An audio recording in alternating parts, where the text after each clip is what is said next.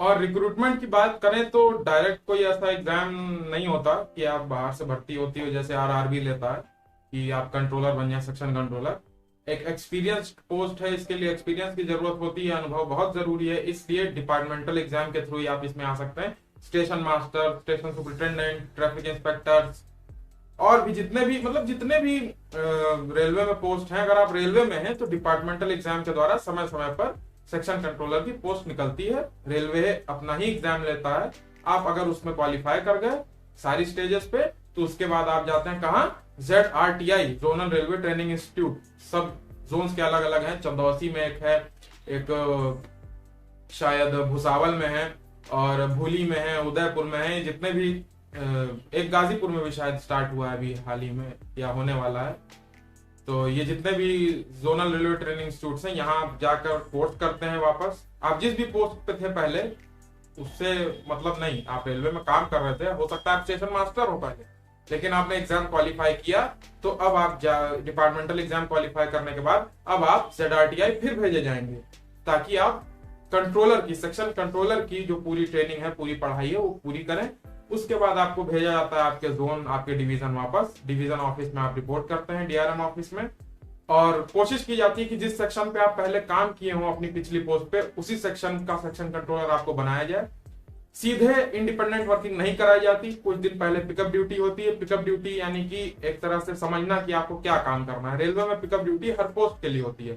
आप ट्रेनिंग करके आए हो, आप पढ़ाई करके आए हो, आपको अपना काम पता है काम कैसे होता है, लेकिन अब आप जहां पर काम करने जा रहे हैं, जिस पर्टिकुलर वर्क प्लेस पर काम करने जा रहे हैं, वहां पे कैसे काम हो रहा है, वहां पे कैसे करना है, क्या सिचुएशंस होती हैं, क्या अलग अलग परिस्थितियां होती हैं, ये जानने के लिए पिकअप ड्यूटी कराई जाती है। पिकअप ड्यूटी में आप जिस भी सेक्शन पे आगे कंट्रोल करने वाले हैं, वर्क करने वाले हैं, उस सेक्शन के सेक्शन कंट्रोलर के साथ आप डेस्क पर बैठते हैं और देखते हैं कि वो कैसे काम कर रहा है, कैसे आदेश दे रहा है, क्या कर रहा है।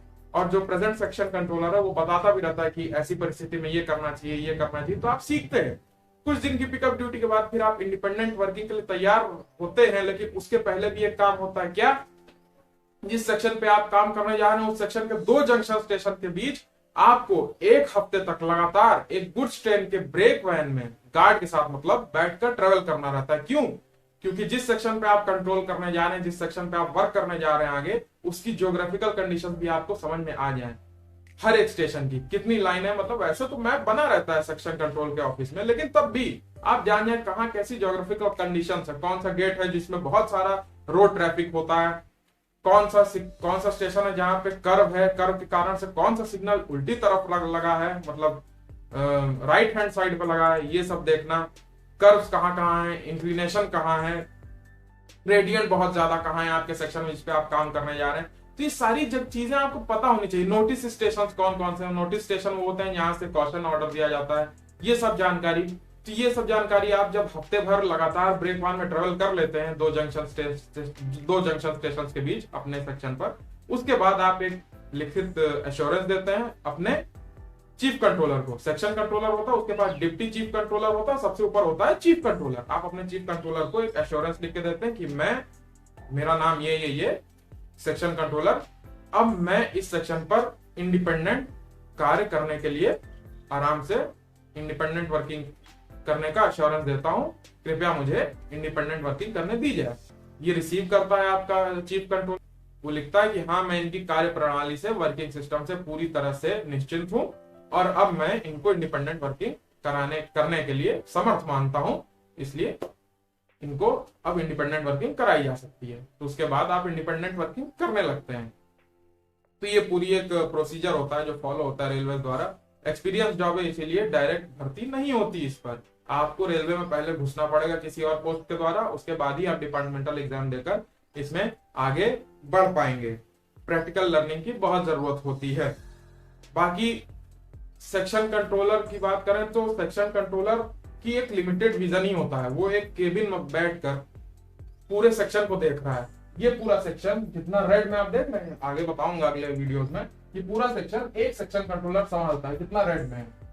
तो कहीं ना कहीं आप एक सेक्शन कंट्रोलर होते हुए, हाँ आप एक्सपीरियंस्ड हैं, आपके पास कॉन्फिडेंस है, आपको सब कुछ जानकारी, लेकिन कहीं ना कहीं आपका विजन थोड़ा कमजोर है, क्योंकि आप एक केबिन में ही बैठे हैं, आप आंखों से सब कुछ नहीं देख पा रहे हैं। आपको वही देख रहा है, आप वही देख पा रहे हैं जो आपको आपके स्टेशन मास्टर्स दिखा रहे हैं।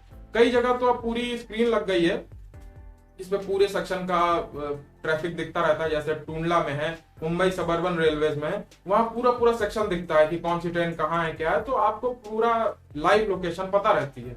लेकिन ऐसा तभी संभव हो पाता है जब पूरा पूरा सेक्शन या तो ट्रैक सर्किटेड हो पूरी पटरियां, या फिर एक्सेल काउंटर लगा हुआ हो। ऑटोमेटिक सेक्शन में ये काम आसान होता है कि जो ऑटोमेटिक सेक्शन है वहां पर पूरा रिले हो जाती है लाइव लोकेशन, कहाँ, सेक्शन कंट्रोल के ऑफिस में। लेकिन कई जगह भी, ज्यादातर डिविजन ऐसे हैं जहां पर ये कार्य प्रणाली नहीं आई है, जहां पर एब्सोल्यूट ब्लॉक वर्किंग यूज होती है वहां पर ये सिस्टम अभी नहीं लागू हुआ है। इसीलिए सेक्शन कंट्रोलर को वही पता रहता है जो उसके स्टेशन मास्टर्स बताते हैं।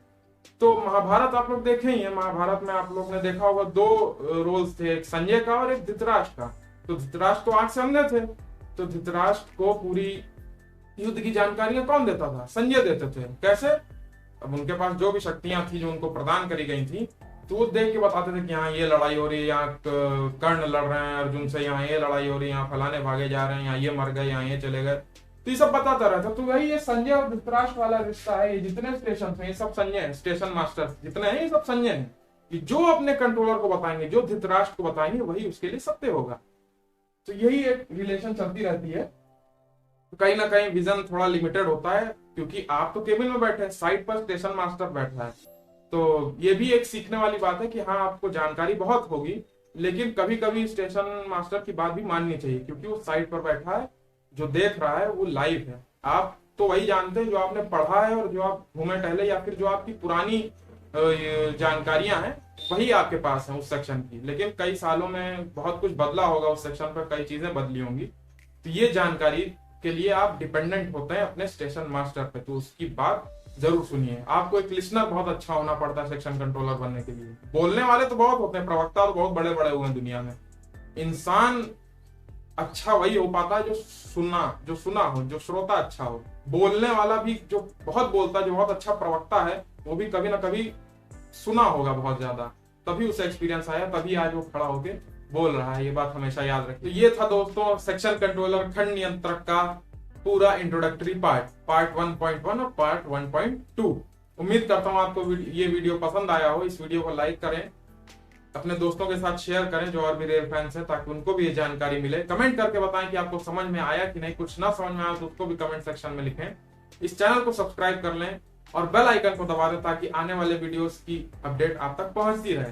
Thanks for watching. जय हिंद, भारत माता की जय, हर हर महादेव।